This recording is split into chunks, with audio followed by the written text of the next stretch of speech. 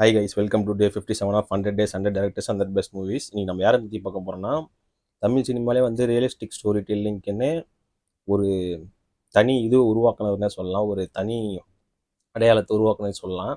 இவர் இப்போ இருக்கிற நிறைய பேருக்கு தெரியாது ஒரு டேரக்டர்னே. இவர் பல படங்கள் இப்போ குண சித்திரகாரங்களை கலக்கிட்டு இருக்காரு. இவர் ஒரு காலத்தில் ஒரு ஓஜி டேரக்டர்னே சொல்லலாம். யாருன்னு பார்த்தீங்கன்னா நம்ம பாலாஜி சக்திவேல் சார் தான். இவர் படத்தில் வந்து எளிய மக்களோட வாழ்க்கையை வந்து மிக இயல்பாகவும் வழி நிறைந்ததாகவும் அப்படியே திரையில கொண்டு வரதுல இவர் ஒரு வல்லவர்னே சொல்லலாம். இவரோட 3 பெஸ்ட் படங்களை பார்க்கலாம் வாங்க. முதல் படம் வந்து காதல். இது வந்து வெறும் காதல் கதையாக மட்டும் இல்லாமல் ஒரு இந்த சமூகமும் ஜாதியும் வர்க்க வேறுபாடும் ஒரு காதல் ஜோடியை வந்து எப்படி பிரிக்குது அப்படின்னு சொல்லிட்டு மிகவும் வலியோடையும் இயல்பாகவும் திரையில கொண்டு வந்தவர்னே சொல்லலாம். அந்த படத்தில் அந்த படத்தோட கிளைமேக்ஸ்லாம் நீங்கள் பார்த்தீங்கன்னா ரொம்ப ட்ராமடைஸ்டாக இருக்கும். அது அவர் ட்ரெயினில் கேட்ட ஒரு ரியல் ஸ்டோரியில் இன்ஸ்பயர் ஆகி எழுதின கதை தான் காதல். அடுத்தது வந்து இரண்டாவது படம் வந்து பார்த்தீங்கன்னா கல்லூரி. இது வந்து 2000 வருஷம் வந்து சில பொலிட்டிக்கல் பிரச்சனைனால ஒரு பஸ்ஸை கொளுத்துனாங்க. அதில் வந்து 3 மாணவிகள் இறந்து போனாங்க தீக்கிரையாகி.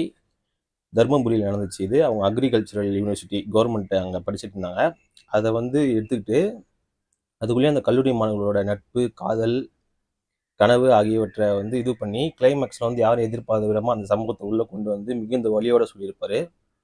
கல்லூரி பார்க்கலாம் போய் பாருங்கள். ரொம்ப ஒரு மனதை உழுக்கக்கூடிய ஒரு படமாக இருக்கும். உண்மை சம்பவத்தை அடிப்படையாக வச்சு எடுத்த படம். அடுத்தது வழக்கு எண் 18/9. இது வந்து ஒரு கிரைம் த்ரில்லராக ஆரம்பிக்கும். அப்புறம் வந்து சமுதாயத்தின் அடித்தட்டு மக்களின் வழி, போலீஸ் விசாரணை, அதிகார துஷ்பிரயோகம் அப்படின்னு சொல்லிட்டு மிகவும் இயல்பாக வந்து அந்த திரையில் கொண்டு வந்திருப்பார் அந்த படம். அடித்தட்டு மக்களை வந்து இந்த அதிகாரம் வந்து எப்படி சப்ரஸ் பண்ணுறாங்க அப்படின்னு சொல்லிட்டு மிக இயல்பாக காட்டிய படம்னு சொல்லலாம். இவர் படங்கள் வந்து ப்ளஸ் என்னென்னு பார்த்தீங்கன்னா மிக இயல்பாகவும் அந்த வழியை வந்து உங்களுக்குள்ளே கடத்துவார். அதான் இவரோட ஸ்பெஷாலிட்டினே சொல்லலாம். சீக்கிரம் இன்னொரு படம் பண்ணுங்க சார்.